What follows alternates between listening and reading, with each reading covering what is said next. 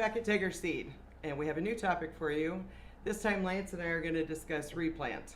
Big decision as far as if you should or shouldn't, so we're going to give you some guidelines on that. Okay, Lance, where do you want to start? Yeah, so every year everyone's always really rushed to hurry up and get planted, and you never know what's going to happen later in the planting season. So if you find an opportunity to plant, usually you get in there, and sometimes that might lead to some trouble later on in the growing season. But you always cross your fingers and hope things turn out for the best. Right. But if you have some problem areas in the field, you need to do several things before you decide whether you're going to replant or not. And the main thing you need to do is go out there with a shovel and dig.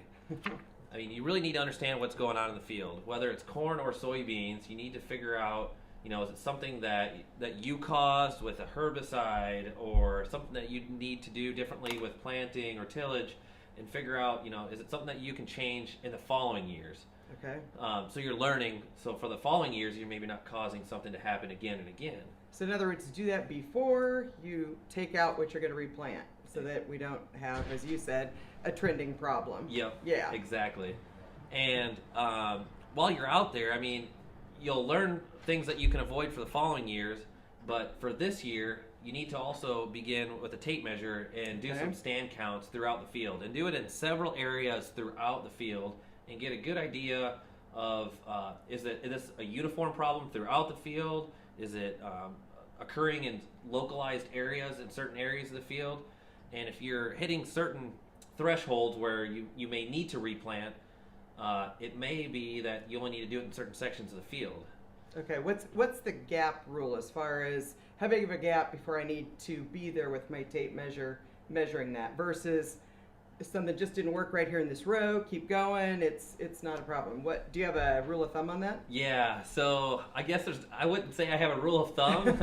When I'm out in the field, I mean, you can see uneven emergence, and you'll know something's wrong, and you'll start digging and just do some estimations that something's just not looking right. And I'm going to throw up a chart right now, and this is one example of a chart from Iowa State University. And it tells you, allows you to help determine if replanting is warranted or not. And it gives you different planting dates and different seeding rates. And using that chart, you can figure out exactly where you should be at for percent of maximum yield potential. And then coming in at a later date, like right now, let's say you're checking on whether you should replant or not, you can look at what the final stand is right now, match it up to the date that you're at, and determine if that new yield potential, if you were to replant, is higher or less, greater or less than if you were to just leave the stand of the crop that's currently out in the field.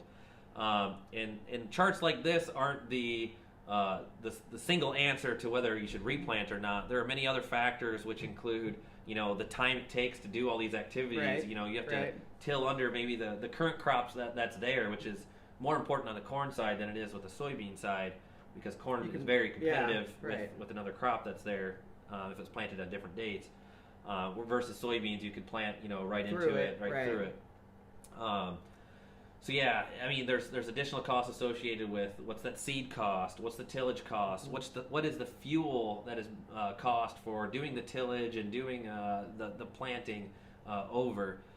So many things to consider before you replant, and it can be a challenge, but if you work with your seed dealer and work with your agronomist, we can help come up with a solution to fit each individual scenario, which it differs a lot from year to year depending on what the forecast is like. You may make the decision that replant's going to happen, and then you look at the forecast and you don't find an opportunity, a window in there where you're actually going to get in there for several days. Right. And at that point, it might not be worth it anymore, and you're good to stay with what you've got. So it's you're working with Mother Nature, and it can be difficult to make those decisions, but we'll work with you and help you find the correct decision.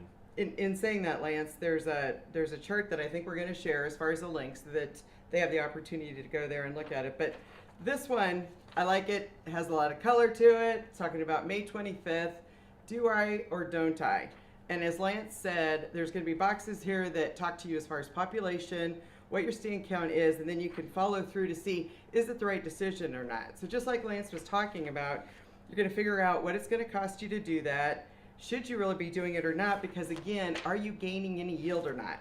At the end of the day, it's about yield. We all know that. Yep. And so I really encourage you to go look at this chart.